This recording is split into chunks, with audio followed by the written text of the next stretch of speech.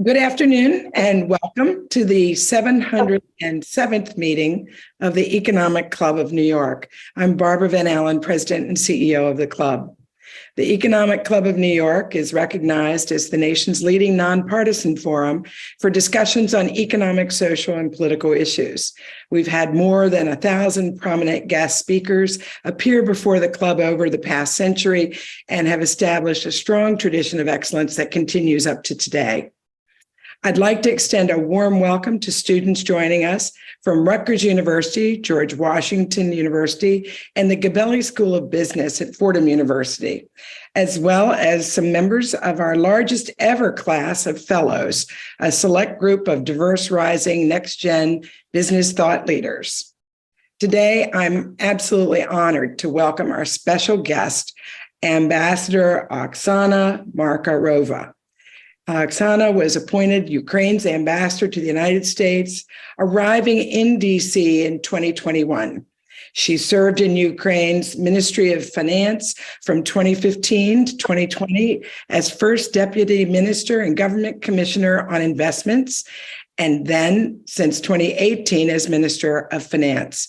During her time at ministry, she was co-author of Ukraine's macroeconomic revival program, conducted unprecedented fiscal consolidation, introduced midterm budgeting, gender-oriented budgeting, as well as negotiated, structured, and coordinated successfully 2 IMF programs and other IFI cooperation programs.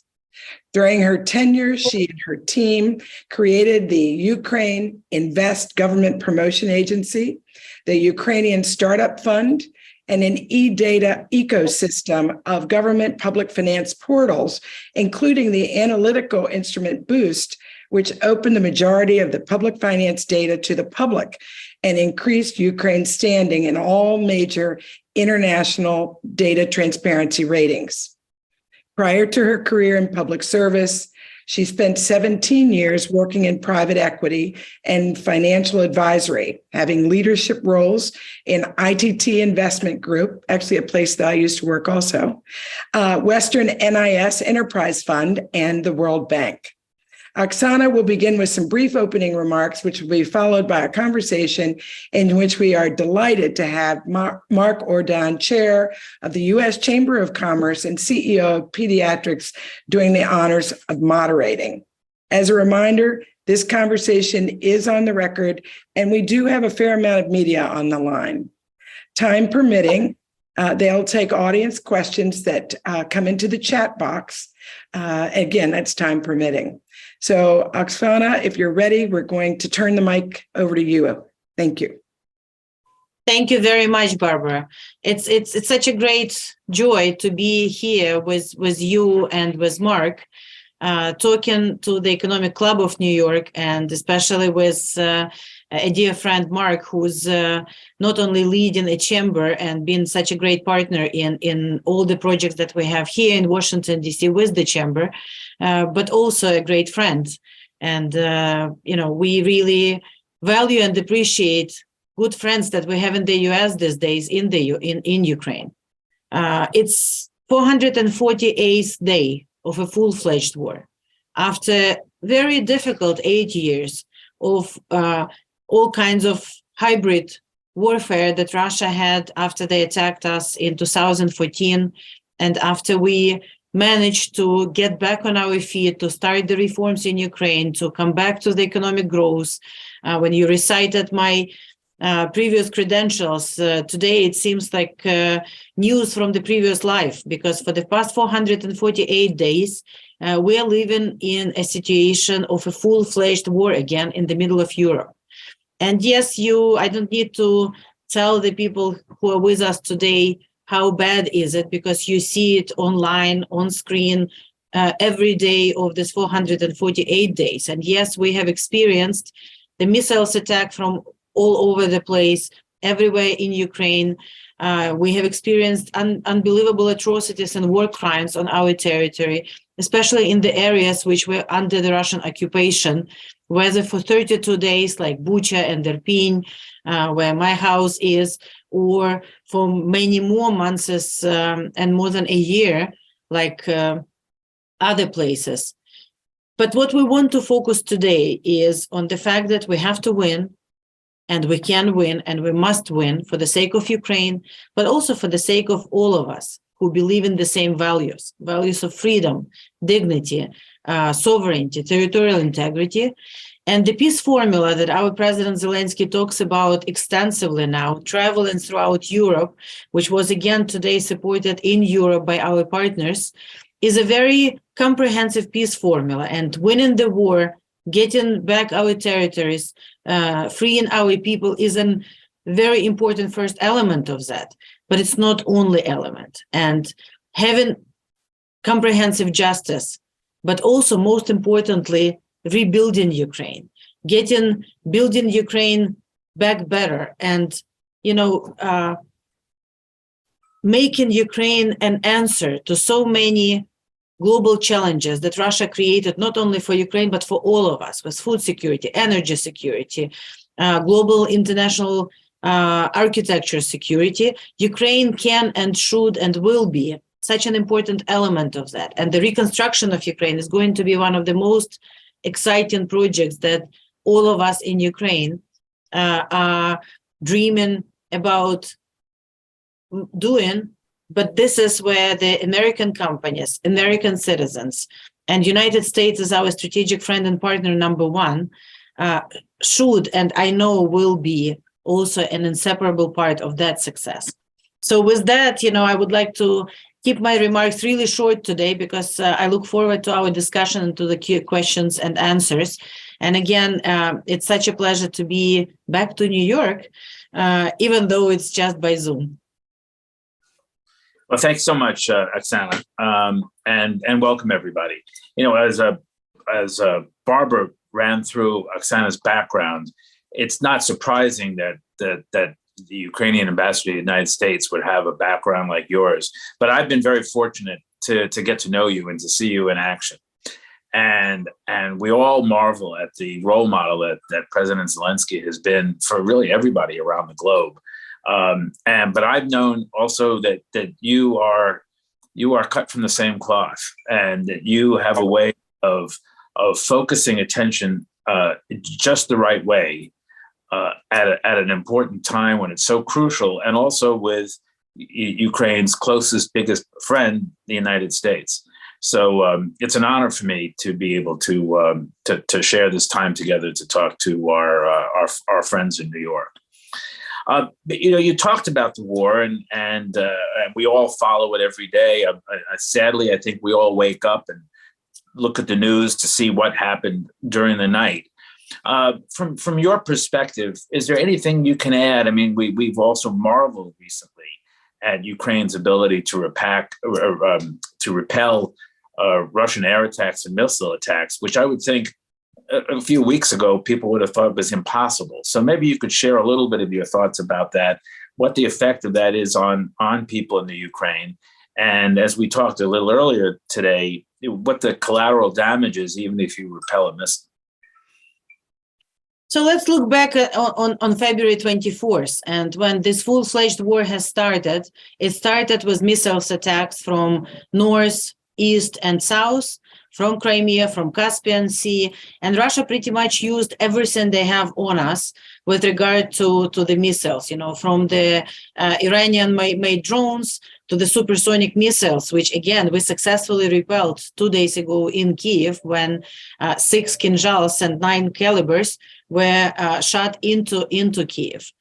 And so on top of that, there were these large columns and the pretty much all Russian army that they could generate around our border entered Ukraine, also from the territory of Belarus, from east. And, a lot of people, more than a year ago now, were seriously discussing how many days it will take for Ukraine to fall. 3 days, 1 week. And yet here we are today, not only successfully fighting with all our partners united around us, but we were able to liberate more than 50% of what Russia occupied since then. Now, why is that? Well, first of all, you already mentioned, our super weapon and superhero, our President Zelensky, who made a historic chance to stay in Kiev, to fight with his people, and to lead the nation through these very difficult times, which was a very difficult decision. And we know it doesn't always happen like that. But, that his bravery and his devotion and love to his country is a very important element of this victory. Second, our armed forces. Not only very capable armed forces, but also, we had 8 years of reforms moving our armed forces closer to the NATO standards. And it's not just a word. So yes, we are much smaller than Russia, but not only they are more motivated because we are defending our homes and our loved ones, but they also fight differently. It's not a small post-Soviet army fighting a large Soviet army. It's actually a very capable, battle-tested, NATO standard compliant army that is fighting the different way. Third, it has been amazing how our partners, and a big difference with 2014 when Russia attacked us the first time, really united around us, around the president, and were able to generate unprecedented support in security assistance, in budget assistance. But also, I think a lot of people already understand that it's not just our armed forces that Russia has to deal with. It's all of us, all Ukrainian, all 40 million, whether we are in Ukraine or temporarily displaced people in other regions, all of us are fighting for the country. So the situation is still very difficult. If you look at the battlefield, it's very long. It's, you hear about places like Bakhmut and Ugledar, where our defenders literally are fighting 24/7 against a very brutal enemy. But and we're preparing for more counteroffensives. And as soon as we're ready, and we trust our commanders that they will pick the right window of opportunity for all their operations, as they've done in the past, we know the goal for us is to liberate all Ukraine. And hopefully we can do it faster, because again, it's not only the need to restore their territorial integrity. We unfortunately know what horrible things happen on the territories where Russians still occupy. Brutal killings, raping, all these war crimes. We already have more than 85,000 individual cases of war crimes registered by the general prosecutor in Ukraine. We have other countries investigating it. And it's just, heartbreaking to even read the news of these accounts of war crimes. But also our children, something for which President war criminal, I should say, Putin already is indicted, and there is an arrest warrant for him for the forceful transfer of Ukrainian children into Russia. So, for us, the need to win is the only way to actually go. So you asked how Ukrainian people feel about it. Of course, it's difficult. Of course, people are tired. Of course, after 15 months of full-fledged war, or 15 months of struggle, 15 months of fight, I want to remind also, a couple of months of a very difficult winter when Russians specifically attacked our energy infrastructure so that we would be without gas, electricity, water, sewage, in times when it's very cold in Ukraine. It's, minus 20, minus 15, sometimes Celsius, which is very cold. So people are tired, but people are even more resolved and even more decisive in the fact that we need to win.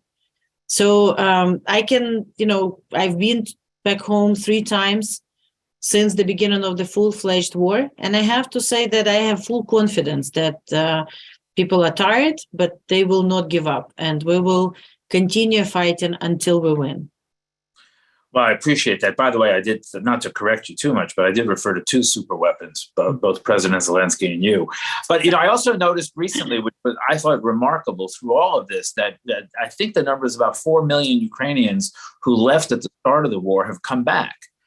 So it's amazing that at a time like this, that while people may be tired, there is that much of a love and devotion, and I guess optimism. Am I right to say that through all of this, somehow there is still this thread of optimism that there will be a bright future for Ukraine?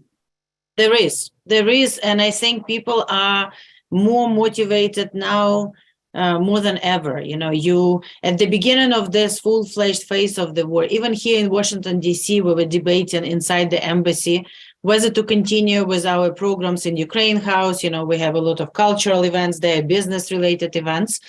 And I know that a lot of people back home also were thinking, it's a full-fledged war. Like, how do you continue with the life as usual, or with the stuff that you usually do? And both back home and here, Ukrainians took a decision that this is what Russians would want us to do, and we will not do that. We will continue living. We will relocate businesses from the places where there is massive destruction to Western Ukraine or to Central Ukraine, and we'll reopen the restaurants. You have seen Ukrainians participate in not only in sports events, but in cultural events, singing, the creativity, the films and photography that has been done in Ukraine. So we, of course, are fighting for the country, but at the same time, I don't remember who said that. I think it was Churchill, that if we forget about education and culture, then what we're fighting for. And this is kind of what we feel, that, Russians are not only after our land, they're after our cultural identity. They would like to destroy us as the nation, and we will preserve it, and we will portray it, and we will champion it in Ukraine, but also outside.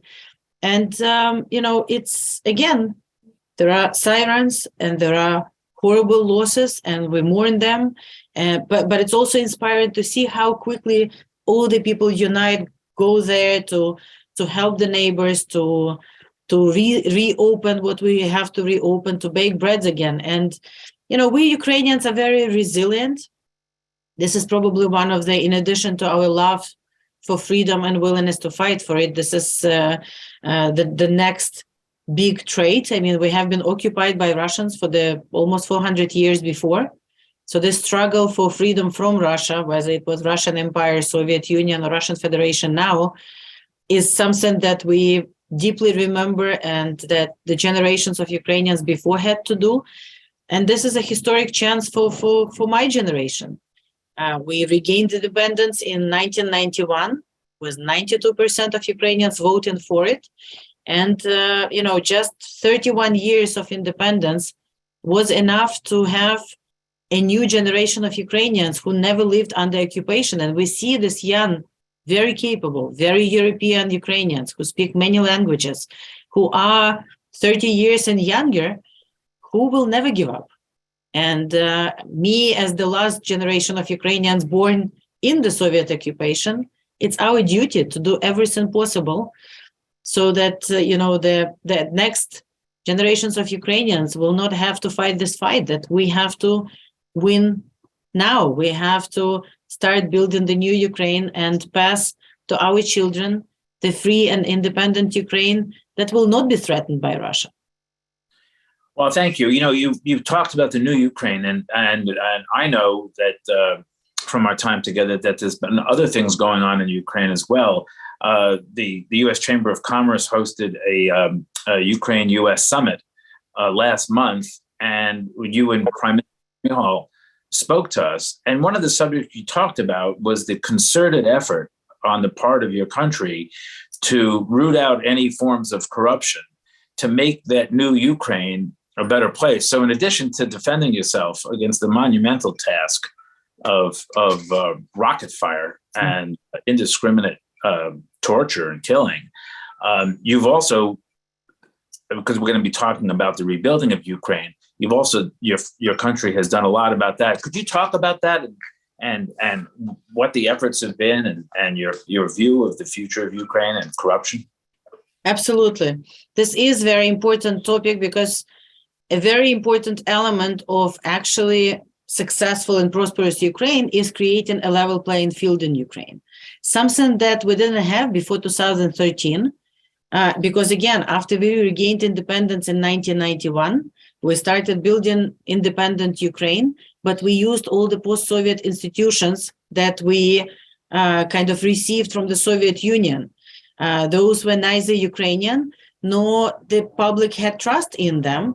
And of course, the first privatization in the early 90s led to the, without working really hard on the rule of law, without having the rule of law institutions from the past, because the Soviet prosecutor's office or the Soviet type of courts were nothing, to bring the rule of law justice to people. So it created a whole class of the oligarchs and kept and vested interest, and actually a big influence from Russia also exported a lot of corruption into Ukraine. So by 2013, when we had the Revolution of Dignity, we came with a country that was robbed blind by the pro-Russian regimes before, with this corruption being everywhere, with the fight with corruption being just sporadic and really unsuccessful. That's why after the Revolution of Dignity, the first governments made a specific focus on profound structural reforms in Ukraine, and actually fighting with corruption have been, I would say, number one priority that was going through all the reforms that we were implementing. And we focused on two areas. One is eliminating space for corruption, and another is creating this new infrastructure to combat corruption, to prosecute those that would engage in it. Because again, we know that in any country, even when you have, like President Zelensky not only declares but acts on it, a zero tolerance to corruption, you will never have zero corruption. It's a work in progress in any country. But of course, in 2013, it was massive and everywhere, and we had to fight it everywhere. So, the public procurement reforms, the public funds transparency reform, the total reform in the national bank, the bank's oversight, the very active resolution of the banks. I mean, we actually had to send to the deposit guarantee fund almost half of the banking system in Ukraine during the 2014 and 15. It was very difficult reform, but the national bank at that time resolved it. The new monetary policy, the new public finance management system, the consolidation and cutting out all the preferences that were in the system. So there was a gigantic work done to eliminate the space for corruption. And of course, the gas sector reform, because that was as we called it in Ukraine, the president's corruption, the Russian and former Ukrainian presidents always making billions together on the corruption schemes of selling the gas, Russian gas and Ukrainian gas to the West.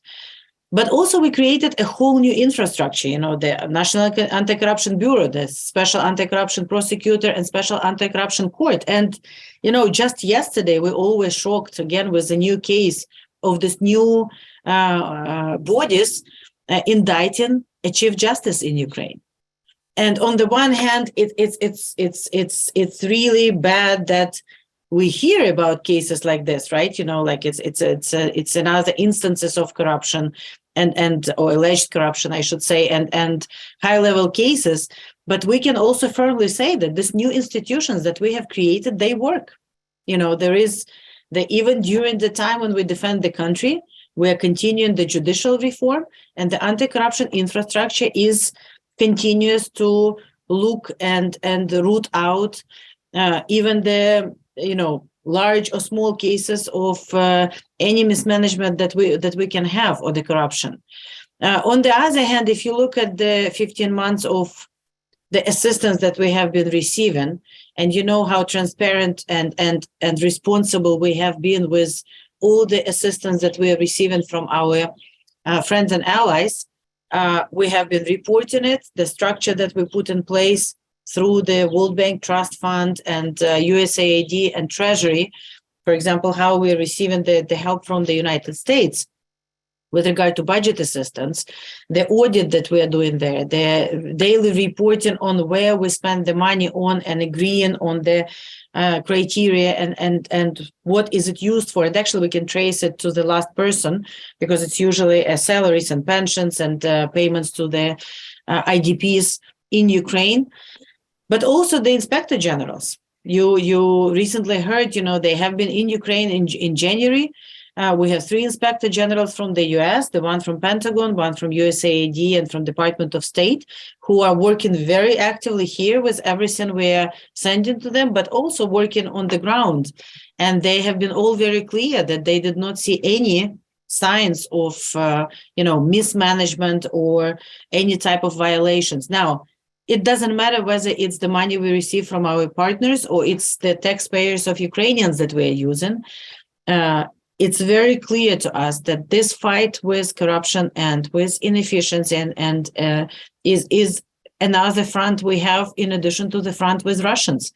And we have to win on both fronts in order to build new Ukraine that will be very attractive for businesses, because we need all the compliant businesses to come. Again, the reconstruction of Ukraine, which partially started now because we do a rapid recovery, as we call it now, in order to sustain the business and sustain the activity and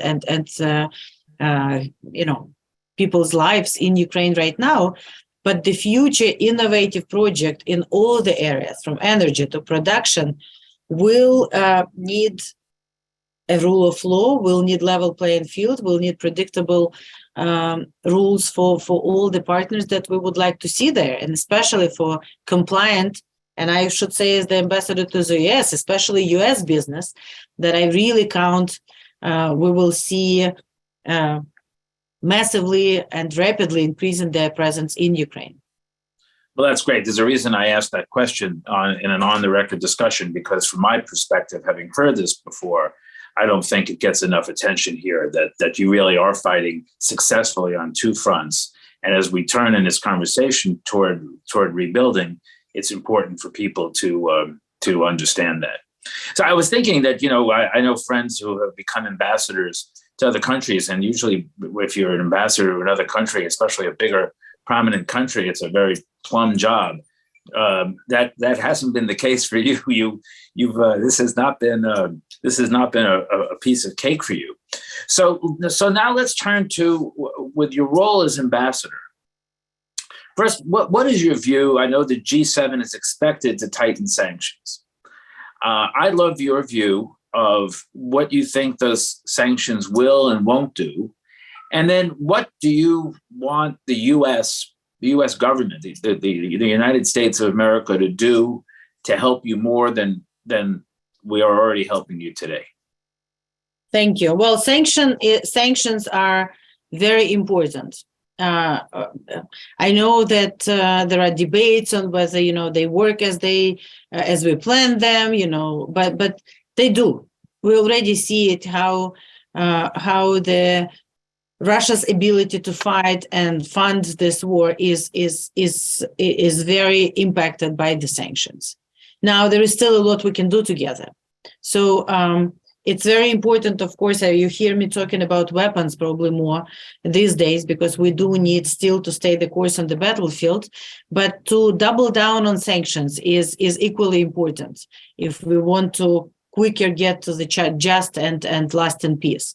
What can we do more? Well, first of all, there is still a lot of targets in the Russian financial sector that I think we should consider adding to the sanctions list. There are 330 banks still operating in Russia. Out of this, only 23 are on the full blocking sanctions list. Now, I understand that when the sanctions were implemented, this 23 banks have been the majority of the banking system. But we also have to understand that there is no such thing as commercial independent business or banking in Ukraine. And these other banks in Russia, and these banks in Russia, which used to be smaller before, now they are picking up the places of the banks that have been sanctioned, and they are directly involved in the military efforts in Ukraine. So adding more Russian banks and Russian financial institutions into the sanctions is something that Ukraine is asking the partners to do. Also, you know that the export controls that have been excellent, and I have to praise the Department of Commerce for very good job here, together with the Treasury and Department of State, working together on the sanctions front. And just yesterday, there were a couple of news again of targeting people who help Russia to avoid the sanctions. And actually, and it's not only Russian companies and individuals. Unfortunately, we also see some European and some even American citizens of Russian descent, I should say, but, engaging in this act, trying to make some money in helping Russia to get their hands on the products that they need for war. But, it's a constant work, and there is a lot we can do there. The price cap on oil and all the products really worked. it's time to toughen it and see how we can move ahead with actually denying even more revenues to Russia without, of course, distorting the market. I mean, as the former Minister of Finance, of course, I understand the sensitivity of that, but there is a lot we can do, especially when we stay together. That's why it's so important that the sanctions are not only done unilaterally by our partners, but discussed at G7, G7 plus. We have many other countries joining this. And it's not just, punishment for what Russia did or denying them rights or the possibility to fund this war, but it's also, sending the right message to business, to the compliant business, to business that really never engages in these acts even before, that you can be a compliant, reliable business, live according to what is written in your statute and approved by your shareholders, and this behavior will be rewarded, and you could be the supplier or the trusted supplier or the first choice in countries like the United States, European Union, and others who live by the same values. So, I think the sanctions is not only an important element of this specific war or countering the war that Russia has started, but also calls for a much deeper discussion in the business community. And when, even talking not only about Russia, but in general, how do we secure the reliable supply chains? How do we reshape our cooperation for the future?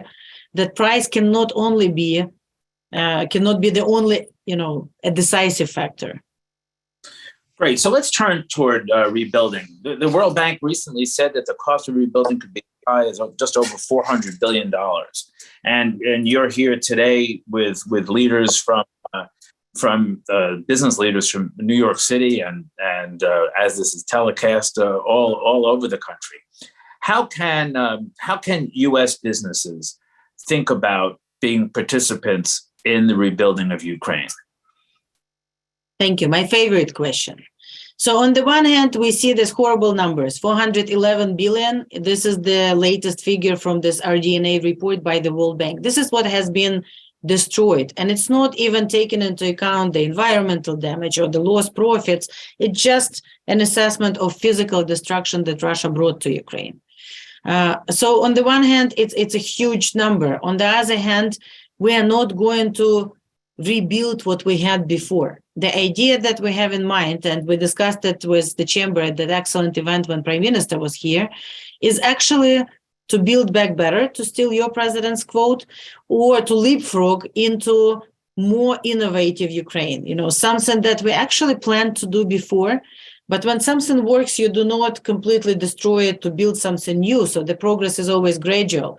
Well, unfortunately, in a number of places where Russia completely destroyed and leveled out some of the cities and some of the companies and the grid and the universities and museums and so many objects, this is our chance to actually build it using the most innovative and progressive ideas that are on the market right now. We have clearly discussed what are the priorities for Ukraine right now. So in this rapid recovery that we start this year, and of course that will be kind of a guidance for the future rebuilding as well.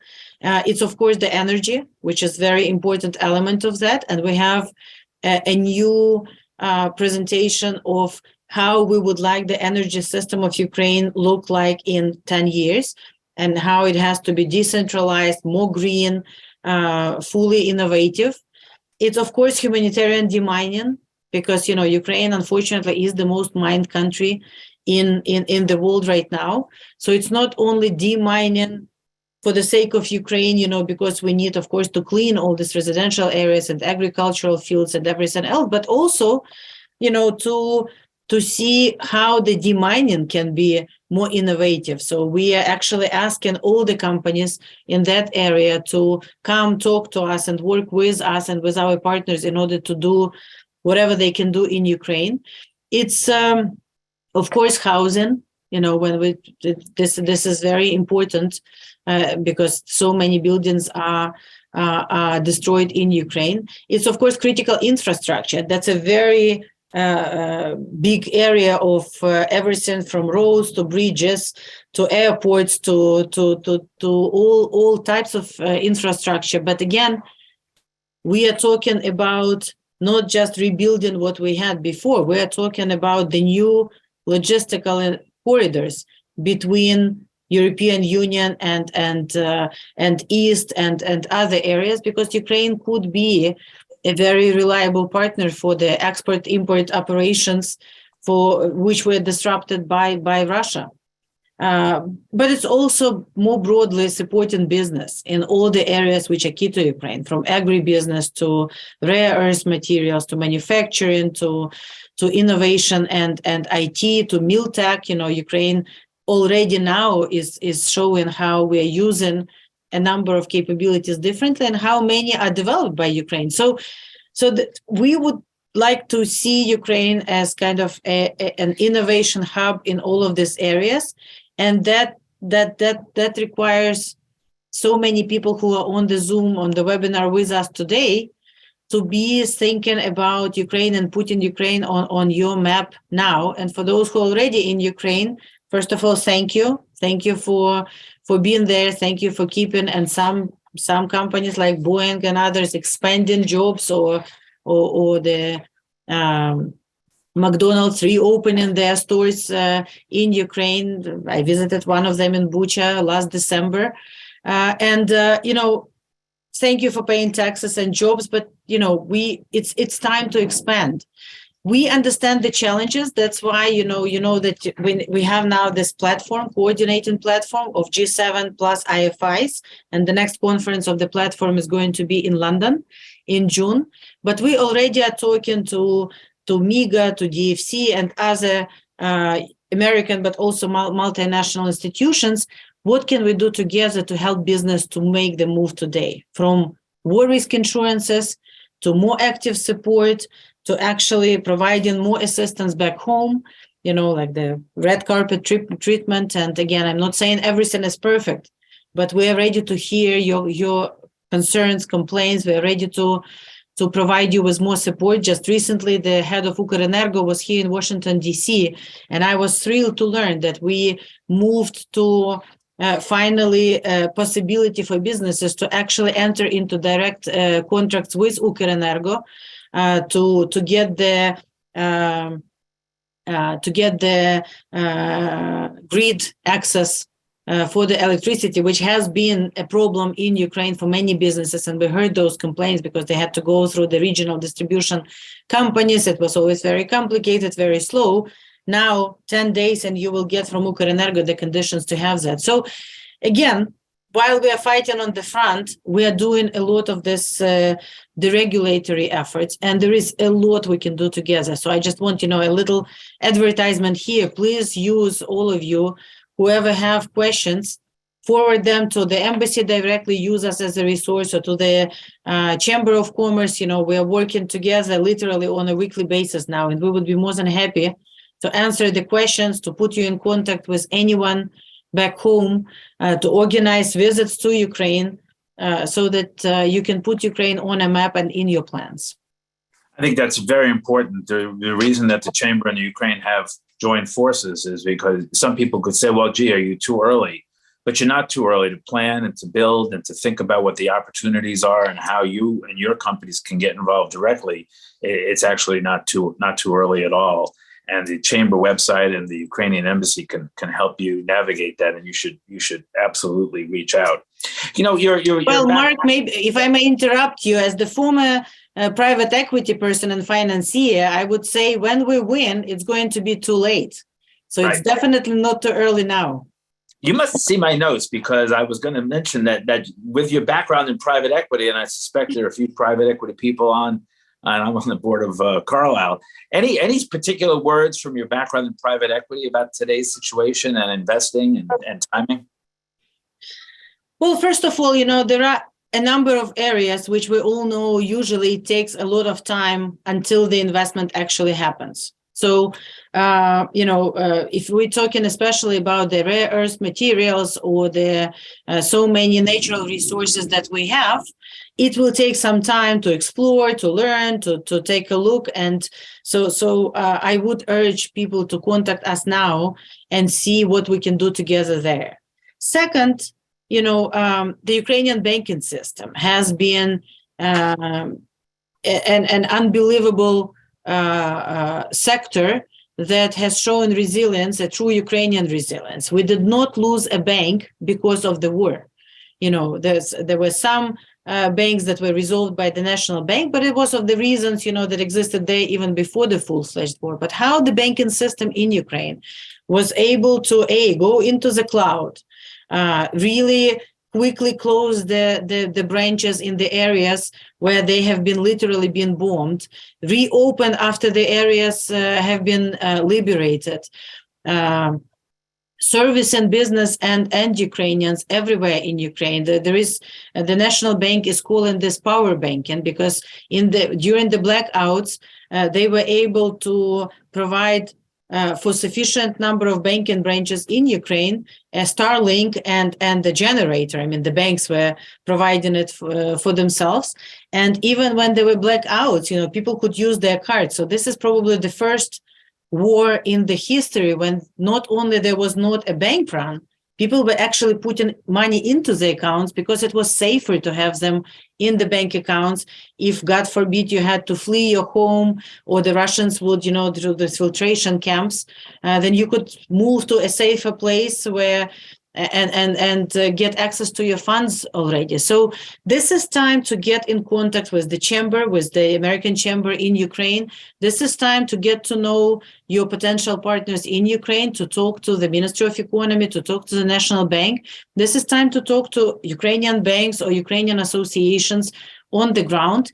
And I think, the partnerships and contacts started right now will be invaluable after we win. So this will give a competitive advantage to those who will start now. Well, great. Thank you very much. I think my role is to try to be objective, but it's very hard to be objective because you are such a consequential person in such an important time. You inspire so many people, and it's not just about Ukraine. This is about democracy. This is about the world order. And I think you are such an important voice for everybody to listen to. And on a more parochial note, yes, there are obviously enormous opportunities for organizations to both do good for the world, for Ukraine, and for your own organizations. And I would invite everybody to stay in touch with the ambassador, with the U.S. Chamber of Commerce. And we really hope for you, your family, and everybody in Ukraine a much better tomorrow. I've learned to close by saying Slava Ukraine. Героям слава, Mark. Героям слава. And I want to close with saying thank you to American people, to everyone who's on the call with us, but everyone who's not on the call with us, to everyone from President Biden to Congress to American companies, to American people, because we wouldn't be able to do it without a strong support from the American people. And we will always remember this. We will always value this. Thank you, Barbara. Yes, well, thank you both. A remarkable conversation and absolutely packed with insights and a lot of pathways for the American business community to participate in the future of Ukraine. So thank you both so much. And Mark, it's great to point out the role the chamber can play as well for those that are interested. So thank you again. I just want to mention to our members that are participating today that tomorrow we have Lawrence Tribe. He is the Carl Loeb University Professor Emeritus up at Harvard. And Larry will be talking about the constitutionality of the debt ceiling, as well as the situation in Florida between Governor DeSantis and Disney and other issues that have come across his plate during his very distinguished legal career. We're excited to host next week for his 100th birthday, Dr. Henry Kissinger, a member of the club, and of course, former Secretary of State. And he will be in a conversation with Marie-José Kravis. And we do still have opportunities for folks to participate in that virtually. It looks like the room itself is now full, although we do have a wait list. So if we have any cancellations, we're going to go right to the wait list. On the 23rd of May, while it's not up here on the screen, we do have a complimentary one member, one candidate reception, inviting members to bring your prospective candidates that you think would be appropriate for the Economic Club membership. And again, this is an invitation-only opportunity to meet the club leadership, learn more about the benefits of becoming a member. And June is shaping up. It's our agenda is not quite complete, but what we do have already online, Sally Sussman, Chief Corporate Affairs Officer at Pfizer, on her book. Mark Rowan, the CEO of Apollo Global Management, will be joining us. And then the Co-Chief Investment Officer at Bridgewater, Karen Carniel-Tambour. So please do stay tuned and engage in these events as we move forward. A reminder to all members about our member peer exchange events, where we have gathering to discuss topics of mutual interest. We hosted 2 last week. These are hosted by members in their boardrooms, in their homes, and you just send a topic in and we help you organize these events of club members. And then finally, like we always do, we want to recognize those of our 361 members of the Centennial Society joining us today, as their financial contributions continue to provide the financial backbone of support for our very special club. So thank you again, Ambassador. Thank you, Mark. And thank you to everybody who attended today. And have a great rest of the day. Thank you.